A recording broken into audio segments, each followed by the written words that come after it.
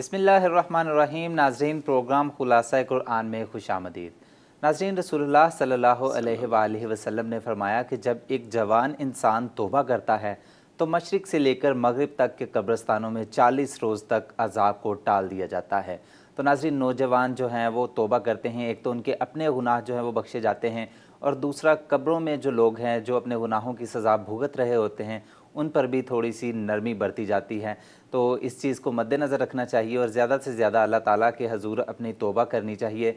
नाज़रीन, प्रोग्राम खुलासा कुरान में आज 23वें पारे का खुलासा आपकी खिदमत में पेश करेंगे और इसका आगाज़ करेंगे कुरान मजीद के दिल जिसको कहा जाता है सूरत यासीन, वहाँ से। तो बिलाल साहब से रिक्वेस्ट करूँगा कि वो इसको कंटिन्यू करें। जी बिलाल साहब। शुक्रिया।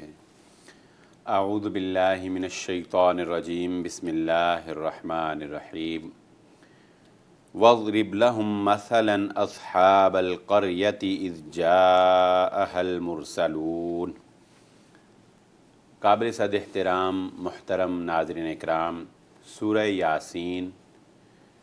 यासीन के आगाज़ में ही अल्लाह रब्बुल इज़्ज़त ने एक इंतहाई ईमान अफरोज़ वाक़या, एक बस्ती वालों का ज़िक्र किया है कि जिनकी जानिब अल्लाह रब्बुल इज़्ज़त ने नसीहत करने के लिए पैगाम्बरों को भेजा, लेकिन उन बस्ती वालों ने उनकी बात मानने से इनकार किया। न सिर्फ इनकार किया बल्कि उनको ये कहा कि हम तुम्हें अपने लिए मनहूस समझते हैं।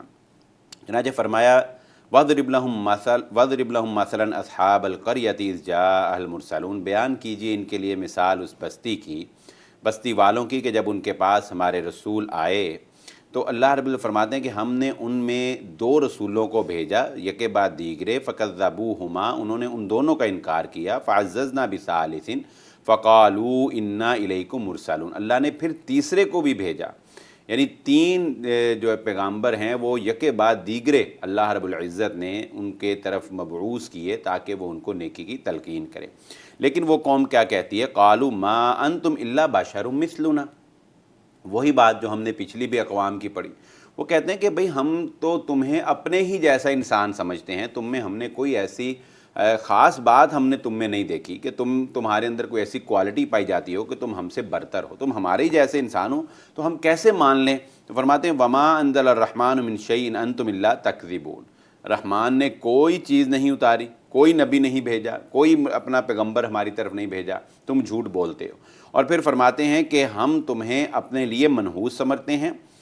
लइल्लम तंतहु लनरजुमन्नकुम वला यमस्सन्नकुम मिन्ना अज़ाबुन अलीम। अगर तुम बाज ना आए तो हम तुम्हें पत्थर मार मार के हलाक कर देंगे और हमसे तुम्हें शदीद तरीन अज़ाब जो है वो पहुँचेगा। अल्लाह रब्बुल इज़्ज़त फरमाते हैं कि उनके और उनके अंबिया इकराम के दरमियान ये गुफ्तगू जारी थी कि वो अपने अंबिया इकराम को जो है वो धमकी दे रहे थे कि इसी दौरान वजाअ मिन अक़सल मदीनति रजुलुन यसआ क़ाल या क़ौम इत्तबिउल मुरसलीन। एक शख्स जो है वो दौड़ता हुआ आया और उसने कहा, ए मेरी कौम, इन रसूलों की बात मानो इनकी बात। मल्ला यसअलुकुम अजरम वहुम मुहतदून, जो तुमसे किसी मुआवजे का सवाल नहीं करते और ये हिदायत याफ्ता लोग हैं, ये हिदायत दिए गए लोग हैं। तुमसे दुनिया नहीं मांगते, तुमसे दुनिया की मता नहीं मांगते, दुनिया की लालच नहीं मांगते, मालो दौलत नहीं मांगते, तुमसे कोई इक़्तिदार जाहो जलाल नहीं मांगते, बेलौज तुम्हारी खिदमत कर रहे हैं, इनकी बात मानो। वमा लिया ला अबुदुल्लज़ी फ़तरनी व इलैहि तुरजाऊन। और वो ख़ुद कहने लगा, मुझे क्या है कि मैं उसकी इबादत ना करूं कि जिसने मुझे पहली मर्तबा पैदा किया और उसी की तरफ मुझे लौट कर जाना है। अत्तख़िज़ु मिन दूनिही आलिहतन, और क्या तुम अल्लाह के अलावा औरों को अपना माबूद बनाते हो कि अगर अल्लाह रब्बुल इज़्ज़त, अगर रहमान जो है वो मुझे पकड़ना चाहे, मेरी गिरफ्त करना चाहे, मुझे कोई नुकसान पहुंचाना चाहे, तो ला तुनी अन्नी शफ़ाअतुम शैयम वला युनक़िज़ून, तो इनकी सिफारिश जो है वो मेरे कुछ काम नहीं आ सकती। यानी अल्लाह रब्बुल इज़्ज़त के मुकाबले में तुम्हारे ये बुत या तुम्हारे ये परस्तिश जिनकी तुम करते हो, अल्लाह के मुकाबले में अगर अल्लाह रब्बुल इज़्ज़त मेरी गिरफ्त कर ले, अल्लाह मुझे पकड़ ले, तो ये कोई भी मेरे काम नहीं आ सकते। ये उस शख्स का कलाम है जो अपनी कौम को नसीहत कर रहा है कि अंबिया इकराम और ये जो पैगाम्बर तुम्हारी तरफ भेजे गए हैं इनकी बात को मानो। लेकिन कौम क्या करती है? कौम ने उल्टा जो है वो उसी को जो है वो हलाक कर दिया और उसी को जो है वो मौत के घाट उतार दिया। तो फिर वो कहता है क़ाल या लैता कौमी यालमून, جب اس کو کہا گیا، اللہ رب العزت نے اس کے اوپر یہ احسان کیا کہ اس کو کہا گیا کہ تو جنت میں داخل ہو جا، یعنی موت کے ساتھ ہی قیل ادخل الجنہ، اللہ رب العزت نے یہ فرمان جاری کر دیا کہ تو جنت میں داخل ہو جا۔ اب ناظرین کرام، یہ جو الفاظ ہیں نا، یہ انتہائی پیارے الفاظ ہیں کہ انسان نیک آدمی جو ہے جب وہ دین کی دعوت دیتے ہوئے، دین کی تبلیغ کرتے ہوئے، بروں کو سمجھاتے ہوئے اس کو شہید کر دیا جاتا ہے، تو اللہ رب العزت دراصل ہمیں یہاں یہ پیغام سنانا چاہتے ہیں کہ اس آدمی کو جب شہید کر دیا گیا تو شہید ہوتے ہی وہ جنت میں چلا گیا، اور جنت میں جانے کے بعد وہ کیا کہتا ہے؟ قال یا لیت قومی یعلمون بما غفر لی ربی وجعلنی من المکرمین، کاش کہ میری قوم جان سکتی میرے رب نے جو مجھے بخش دیا اور جو جنت میں بھیج کر مجھے عزت و احترام دیا، کاش میری قوم یہ جان لیتی کہ مرنے کے بعد کتنی آسائشیں اور نعمتیں ہیں، اگر وہ ایمان لے آئے تو میری قوم ضرور ایمان لے آتی ہے۔ سورہ یاسین کے آیت نمبر 26 پر آتے ہیں، سبحان الذی خلق الازواج کلھا مما تنبت الارض ومن انفسہم ومما لا یعلمون، پاک ہے وہ ذات جس نے ہر چیز کو جو زمین سے پیدا ہوتی ہے جوڑا جوڑا بنایا، اور خود انسانوں کی جانوں میں جوڑا جوڑا بنایا، ومما لا یعلمون، اور ہر اس چیز کو جوڑا جوڑا بنایا جو ہمارے علم میں نہیں بھی ہے، جن کو وہ نہیں بھی جانتے۔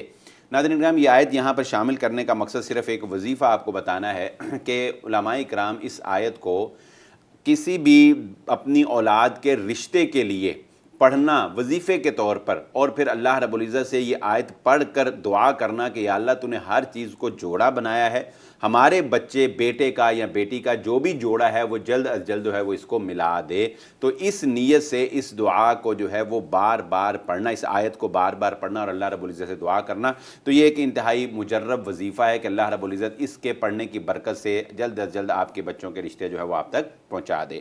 پھر فرمایا وَنُفِخَ فِي الصُّورِ فَإِذَا هُم مِّنَ الْأَجْدَاثِ إِلَىٰ رَبِّهِمْ يَنْسِلُونَ قَالُوا يَا وَيْلَنَا مَنْ بَعَثَنَا مِن مَّرْقَدِنَا هَٰذَا مَا وَعَدَ الرَّحْمَٰنُ وَصَدَقَ الْمُرْسَلُونَ، جب سور کے اندر پھونک دیا جائے گا تو یہی وہ وقت ہوگا کہ یہ سارے کے سارے جو ہیں وہ ایک جیسے ٹڈیاں جو ہیں وہ نکلتی ہیں نا، اس طرح جو ہے انسان جو ہے وہ نکل کر بھاگیں گے اپنے رب کی طرف اور کہیں گے یا ویلنا من بعثنا من مرقدنا، ہائے افسوس کہ کس نے ہمیں ہماری خوابگاہوں سے جگا ڈالا، ھذا ما وعد الرحمن وصدق المرسلون، اللہ رب العزت فرماتے ہیں یہ ہے وہ وعدہ جو ہو کر رہنا تھا اور رسولوں نے سچ کہا تھا۔ اللہ رب العزت کے حکم سے سارے انسان جو ہیں وہ ایک ہی مرتبہ جب وہ اللہ رب العزت کے سامنے روبرو حاضر ہو جائیں گے، وہ ایک آواز کا ہونا ہوگا۔ رسول آج تک جو لوگوں کو کہتے رہے کہ لوگوں ایک دن مرنا ہے، مرنے کے بعد جی اٹھنا ہے، اور لوگ کہتے رہے کہ نہیں نہیں، جب ہم ہڈیاں ہو جائیں گے، جب ہم رفات بن جائیں گے، جب ہمیں گل سڑ جائیں گے، کون ہے جو دوبارہ زندہ کرے گا؟ اللہ رب العزت فرماتے ہیں کہ یہ وعدہ ضرور ضرور سچ ہو کر رہے گا۔ اولم یر الانسان انا خلقناہ من نطفۃ فاذا هو خصیم مبین، کیا انسان دیکھتا نہیں کہ ہم نے اسے ایک نطفے سے پیدا کیا ہے؟ حیثیت کیا ہے انسان کی؟ اور جب وہ جوان ہونے لگا تو ہم سے ہی جھگڑا کرنے لگ گیا۔ وضرب لنا مثلا ونسی خلقہ، اور ہمارے ہی بارے میں مثالیں بیان کرنے لگ گیا اور اپنی تخلیق جو ہے وہ بھول گیا۔ قال من یحیی العظام وہی رمیم، یہ وہ بات آ گئی جو پیچھے ہم نے بیان کر دی، اور کہنے لگ گیا کہ جب ہڈیاں ریت بن جائیں گی تو کون ہے جو انہیں زندہ کرے گا؟ قل یحییھا الذی انشأھا اول مرہ وہو بکل خلق علیم، اللہ رب العزت فرماتے ہیں اس نادان کو بتاؤ جس نے پہلی دفعہ پیدا کیا ہے وہ دوسری دفعہ پیدا کرنے پر قادر ہے۔ پہلی دفعہ پیدا کرنا مشکل ہوتا ہے، جس نے پہلی دفعہ انسان کو عدم سے وجود بخشا وہ دوبارہ بھی اس کو ضرور بضرور پیدا کرے گا۔ ناظرین، پروگرام میں بریک کا وقت ہوا چاہتا ہے۔ بریک پر جانے سے پہلے اللہ تعالیٰ سے دعا کرتے ہیں کہ اللہ تعالیٰ ہماری زندگی کے اس سفر کو اختتام پذیر جب ہو تو ہمارا اختتام ایمان پر ہو۔ ہمارے ساتھ رہیے گا، اس لیسن کو کنٹینیو رکھیں گے، لیکن ابھی بریک کا وقت ہوا چاہتا ہے۔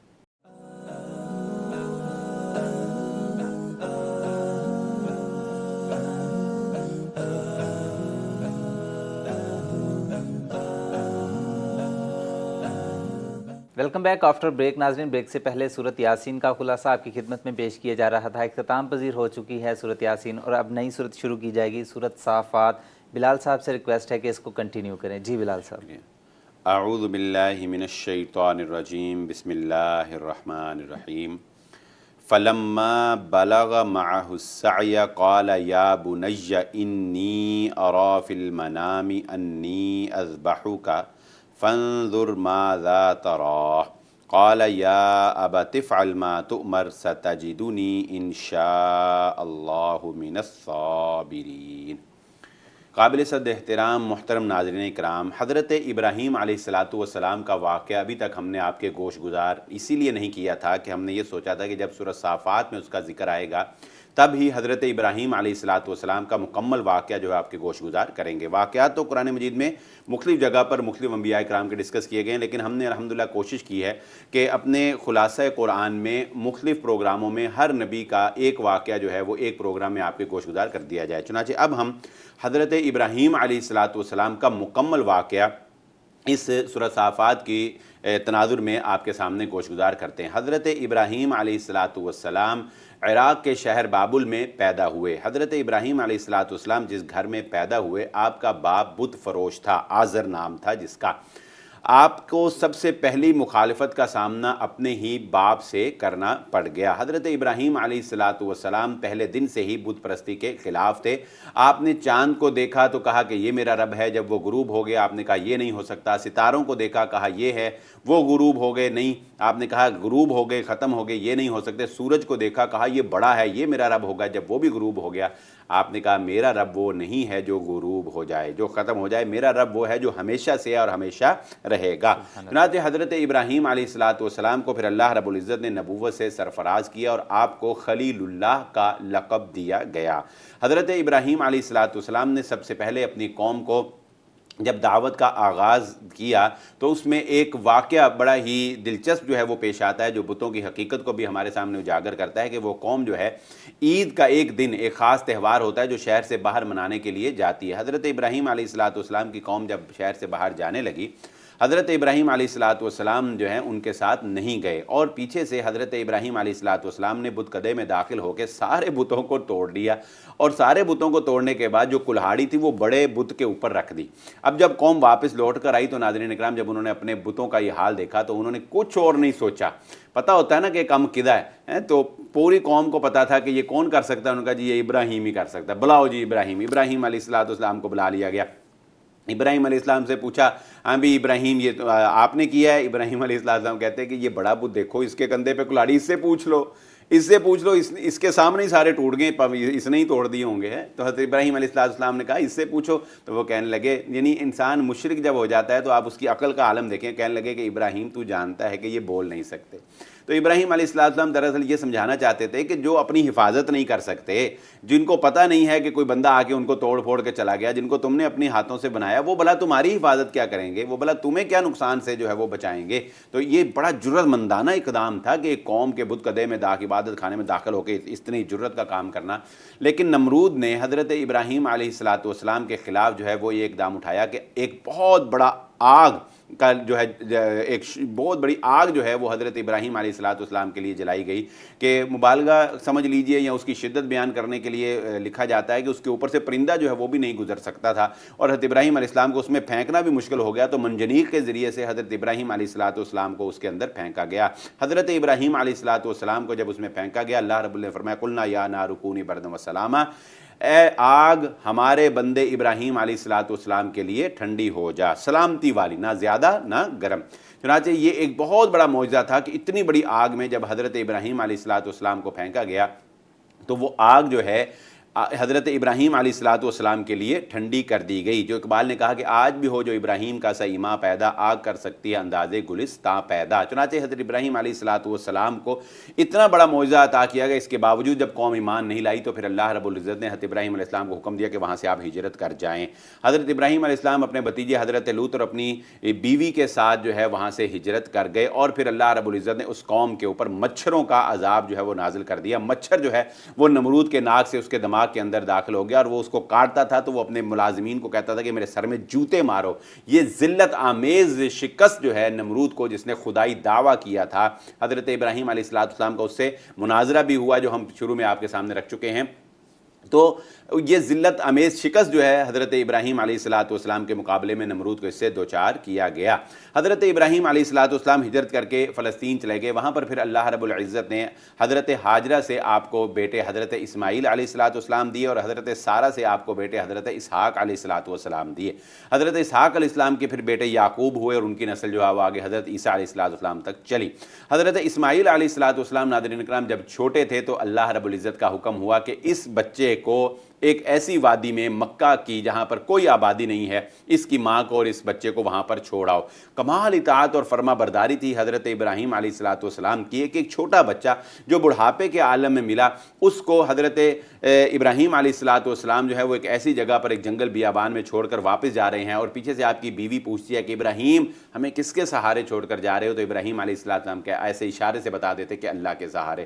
تو ناظرین کرام، حضرت ہاجرہ جو ہیں وہ پھر آج ہم دیکھتے ہیں کہ جب ہم سعی کرتے ہیں حج کے موقع کے اوپر، عمرہ کے اوپر جو سعی کی جاتی ہے صفا اور مروہ کے درمیان، یہ دراصل وہ اللہ رب العزت کو حضرت ہاجرہ کی ادائیں اتنی پسند آئی ہیں کہ اللہ رب العزت نے قیامت تک ان کو ہماری عبادت کا حصہ بنا دیا کہ وہ اس پہاڑ پر چڑھتی اور دیکھتی، پکارتی کوئی قافلہ، اس پہاڑ پر چڑھتی اور دیکھتی اور کہ کوئی قافلہ جو ہے وہ نظر آئے، اور ادھر حضرت اسماعیل علیہ السلام جو ہے وہ ایڑیاں رگڑ رہے ہیں، بچہ پیاس سے جو ہے وہ بھوک سے جو ہے وہ بلک رہا ہے، ایڑیاں رگڑ رہے ہیں۔ اللہ رب العزت نے حضرت جبرائیل علیہ السلام کو بھیجا، انہوں نے اپنا پر مارا، اور جہاں وہ ایڑیاں رگڑ رہے تھے وہاں جو ہے وہ پانی کا چشمہ جاری ہو گیا۔ آج یہ پانی جسے ہم تحفہ کہتے ہیں، آب زمزم، جس کے اندر شفا رکھی گئی ہے، جس کے پینے کے بعد انسان جو دعا کرتا ہے وہ دعا جو ہے وہ لازماً قبول ہوتی ہے، جسے مکمل غذا جو ہے وہ قرار دیا گیا ہے، یہ تحفہ جو آب زمزم کا ہمیں ملا ہے، یہ دراصل حضرت ابراہیم علیہ السلام کی وہ قربانی ہے، اور حضرت ہاجرہ کی وہ قربانی ہے، اور حضرت اسماعیل علیہ السلام کے اس ایڑیاں رگڑنے سے وہاں سے اللہ رب العزت نے زمزم کا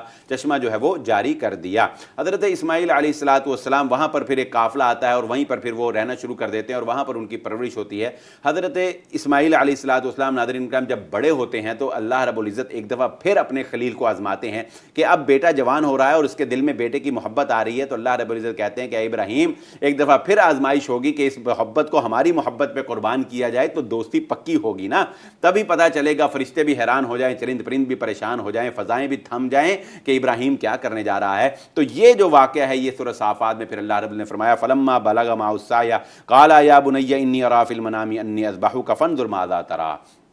حضرت ابراہیم علیہ السلام کو جب وہ بچہ جو ہے یعنی ان کے ساتھ کام کرنے کے قابل ہو گیا، یعنی جوانی کو پہنچنے لگا، تو حضرت ابراہیم علیہ السلام کہتے ہیں اے میرے بیٹے، میں نے خواب دیکھا ہے کہ میں تجھے ذبح کرتا ہوں، اور ہم جانتے ہیں کہ نبیوں کا خواب جو ہے وہ سچا ہوتا ہے۔ قال یا ابت افعل ما تؤمر، حضرت اسماعیل علیہ السلام کی بھی تابعداری کیا کمال ہے، سکھائے کس نے اسماعیل کو آداب فرزندی۔ کہتے ہیں اے ابا جان، اگر آپ کو حکم دیا گیا ہے تو کر گزریے، ستجدنی انشاءاللہ من الصابرین، اگر اللہ نے چاہا تو آپ مجھے صبر کرنے والوں میں سے پائیں گے۔ فلما اسلما وتلہ للجبین ونادینہ یا ابراہیم قد صدقت الرؤیا انا کذلک نجزی المحسنین۔ باپ اپنے بیٹے کو ناظرین اکرام زمین پر لٹاتا ہے، اور ایک باپ اپنے بیٹے کی گردن پر چھری چلانے لگتا ہے تو اللہ رب العزت اسی وقت جو ہے وہ جنت سے ایک جانور بھیج دیتے ہیں، اور اللہ رب العزت کہتے ہیں ابراہیم بس ابراہیم، تو نے خواب سچا کر دکھایا۔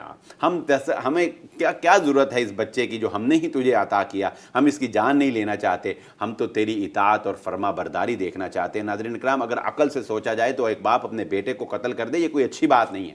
کہا بتائیں کوئی باپ اپنے بیٹے کو مار دے، ہم کہیں گے اس نے اچھا کیا، ہم کہیں گے اس نے تو درندگی پر اتر آیا، لیکن جب اللہ کا حکم آ جاتا ہے پھر عقل نہیں دیکھی جاتی، پھر اچھا برا نہیں دیکھا جاتا۔ ابراہیم علیہ السلام نے یہ نہیں دیکھا اچھا لگتا ہے برا لگتا ہے، یہ نہیں دیکھا بیٹے سے محبت کتنی ہے۔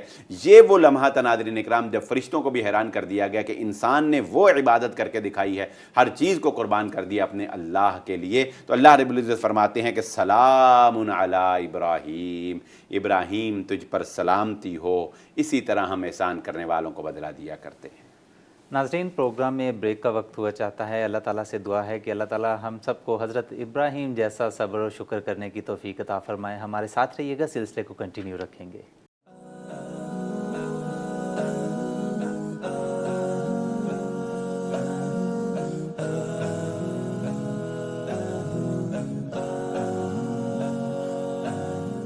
بریک کے بعد خوش آمدید ناظرین، پروگرام کو آگے بڑھائیں گے اور اب جن صورتوں کا خلاصہ آپ کی خدمت میں پیش کریں گے وہ دو صورتیں ہیں۔ پہلی صورت صاد ہے اور دوسری صورت زمر ہے۔ میں بلال صاحب سے ریکویسٹ کروں گا کہ اس صورتوں کو کنٹینیو کریں۔ جی بلال صاحب۔ اعوذ باللہ من الشیطان الرجیم، بسم اللہ الرحمن الرحیم۔ وَهَلْ أَتَاكَ نَبَأُ الْخَصْمِ إِذْ تَسَوَّرُوا الْمِحْرَابَ إِذْ دَخَلُوا عَلَى دَاوُودَ فَفَزِعَ مِنْهُمْ قَالُوا لَا تَخَفْ خَصْمَانِ بَغَىٰ بَعْضُنَا عَلَىٰ بَعْضٍ فَاحْكُم بَيْنَنَا بِالْحَقِّ وَلَا تُشْطِطْ وَاهْدِنَا إِلَىٰ سَوَاءِ الصِّرَاطِ۔ سورہ صاد میں حضرت داود علیہ السلام اور حضرت سلیمان علیہ السلام کا تذکرہ جو ہے وہ بطور خاص کیا گیا ہے۔ یہاں پر یہ آیت نمبر 21 میں اللہ رب العزت نے ایک خاص واقعے کی طرف جو حضرت داود علیہ السلام کے ساتھ پیش آیا، اللہ رب العزت نے ذکر کیا ہے، اور وہ کیا؟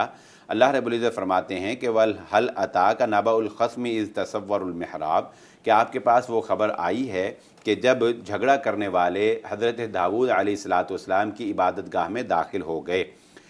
اذ دخلوا علی داود، جب وہ داود علیہ السلام کے بعد داخل ہوئے تو وہ حضرت داود علیہ السلام گھبرا گئے۔ ففزع منهم قالوا لا تخف، تو وہ کہنے لگے کہ آپ ڈریے نہ، ہم آپ کے اوپر حملہ کرنے کے لیے نہیں آئے، بلکہ ہم آپ کے درمیان ایک فیصلہ کروانے کے لیے آئے ہیں کہ ہمارا آپس میں ایک جھگڑا ہو گیا ہے، آپ اس کا جو ہے فیصلہ ہمارے درمیان کر دیجئے۔ اور وہ جھگڑا کیا ہے؟ وہ کہتے ہیں ان ھذا اخی لہ 99 نعجۃ ولی نعجۃ واحدہ، کہ یہ میرا بھائی ہے اور اس کے پاس جو ہے وہ 99 جو ہے وہ بکریاں ہیں، اور میرے پاس جو ہے وہ صرف ایک بکری ہے، اور اس یہ کہتا ہے کہ یہ ایک بکری جو ہے یہ بھی مجھے دے دے، اور اس نے باتوں باتوں میں مجھے قائل کر لیا ہے، میں یعنی اس کی بات ماننے پر میں آمادہ ہو گیا ہوں، یا سمجھ لیں کہ مجھے مجبور ہوں کہ میں اس کی بات مانوں، تو یہ جو ہے وہ ایک بکری بھی کہتا ہے کہ اس کی بھی کفالت جو ہے وہ مجھے دے دی جائے۔ تو ہم آپ سے فیصلہ کروانے آئے ہیں کہ کیا یہ ایسا کرنا اس کا جو ہے وہ درست ہے؟ تو حضرت داود علیہ السلام فرماتے ہیں کہ وَإِنَّ كَثِيرًا مِّنَ الْخُلَطَاءِ لَيَبْغِي بَعْضُهُمْ عَلَىٰ بَعْضٍ إِلَّا الَّذِينَ آمَنُوا وَعَمِلُوا الصَّالِحَاتِ وَقَلِيلٌ مَّا هُمْ۔ حضرت داود علیہ السلام ایک بڑی پیاری بات فرماتے ہیں کہ اکثر جو آپس میں شراکت دار ہوتے ہیں یا مل کر رہنے والے ہوتے ہیں، وہ اکثر ایک دوسرے کے اوپر زیادتی کر دیا کرتے ہیں، سوائے ان لوگوں کے جو ایمان لائے اور نیک اعمال کیے۔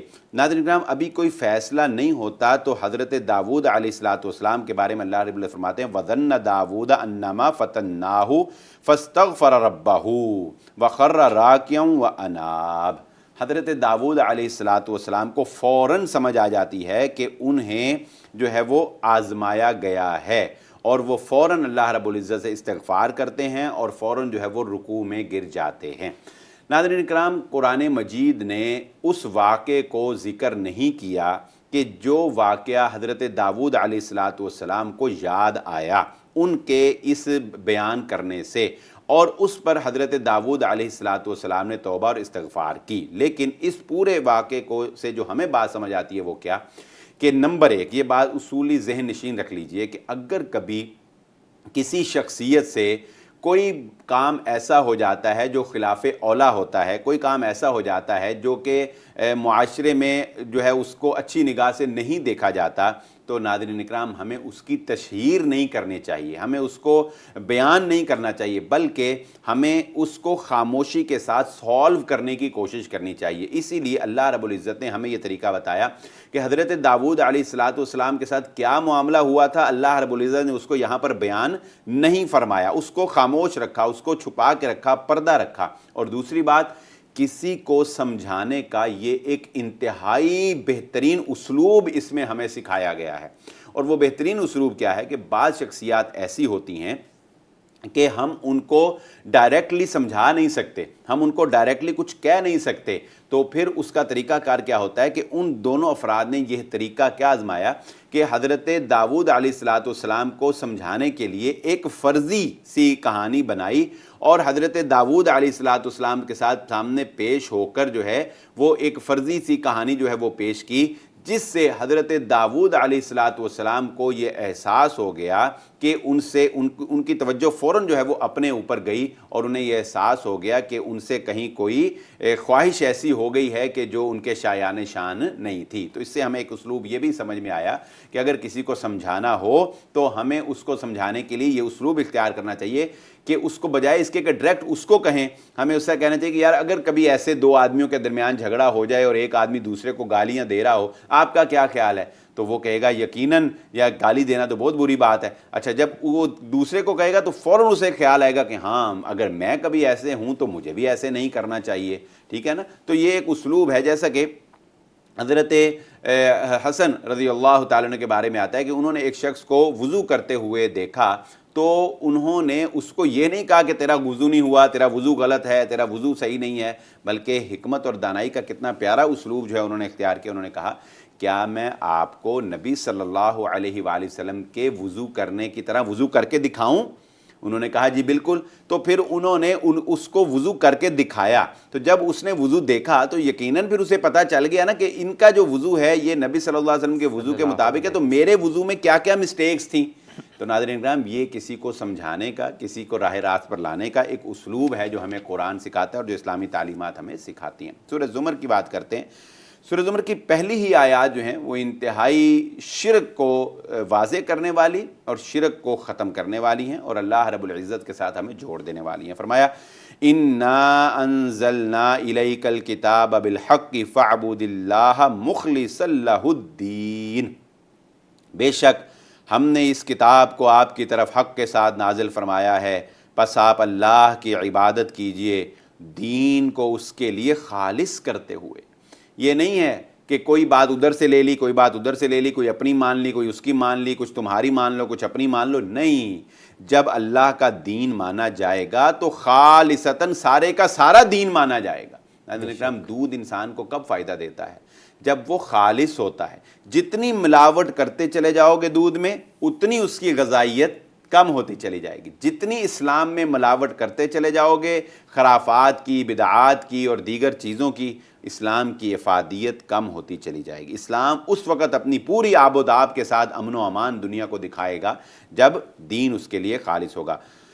الا للہ الدین الخالص والذین اتخذوا من دونہ اولیاء، اللہ رب العزت فرماتے ہیں کہ بے شک دین اللہ ہی کے لیے خالص ہے، اور وہ لوگ جنہوں نے اللہ کے علاوہ اوروں کو اولیاء، اپنا مددگار، اللہ کے علاوہ اوروں کو مددگار بنایا، وہ کیا کہتے ہیں؟ ما نعبدہم الا لیقربونا الی اللہ زلفیٰ، وہ یہ نہیں کہتے کہ ہم اللہ کو نہیں مانتے یا اللہ کے علاوہ ہم ان کو رب مانتے ہیں، وہ کہتے ہیں ما نعبدہم، نہیں ہم ان کی عبادت کرتے، الا مگر اس لیے، لیقربونا، تاکہ یہ ہمیں قریب کر دیں، الی اللہ، اللہ کے، زلفیٰ، بہت قریب کرنا۔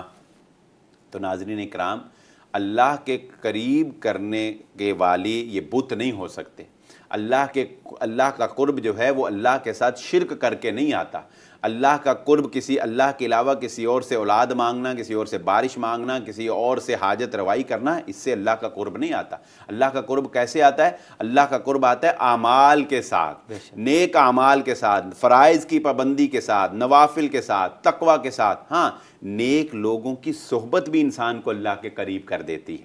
نیک لوگوں کے پاس بیٹھیں، نیک لوگوں سے اچھی باتیں لیں، نیک لوگوں کو اپنی مجلس میں بلائیں، اولیاء اللہ کے پاس جائیں، اولیاء اللہ سے دعا کروائیں، ولیوں کی صحبت میں بیٹھنا، ولیوں سے دعائیں کروانا، ولیوں کے قریب رہنا، ولیوں کی خدمت کرنا اور شریعت کی پابندی کے ساتھ یہ سارے کام کرنا، دین اس سے روکتا نہیں بلکہ دین اس کی تلقین کرتا ہے۔ نبی صلی اللہ علیہ وسلم نے تلقین فرمائی، خوشبو والے کے پاس بیٹھو کچھ نہیں ہوگا، اچھی خوشبو تو آتی رہے گی، بھٹی والے کے پاس بیٹھو گے کچھ نہیں ہوگا تو ایک نہ ایک دن اس کی چنگاری تمہارے دامن کو ضرور جلا دے گی۔ تو اللہ کے ولی جو ہیں وہ اس لیے نہیں ہوتے کہ ہم اللہ کے مقابلے میں ان کو شریک بنا لیں، وہ اس لیے ہوتے ہیں کہ ہم ان کی بات شریعت کے مطابق مان کر، ان سے کچھ سیکھ کر، ان سے دعائیں کروا کر اللہ کا قرب حاصل کریں۔ ناظرین، اللہ تعالیٰ سے دعا ہے کہ اللہ تعالیٰ ہمیں نیک لوگوں کی صحبت عطا فرمائے۔ پروگرام کا وقت ختم ہوا چاہتا ہے۔ آپ ہمیں لائیو دیکھنے کے لیے ہماری ویب سائٹ وزٹ کیجیے www.brightstartv.live۔ ہمیں اجازت دیجیے، اپنا بہت سا خیال رکھیے۔ اللہ نگہبان۔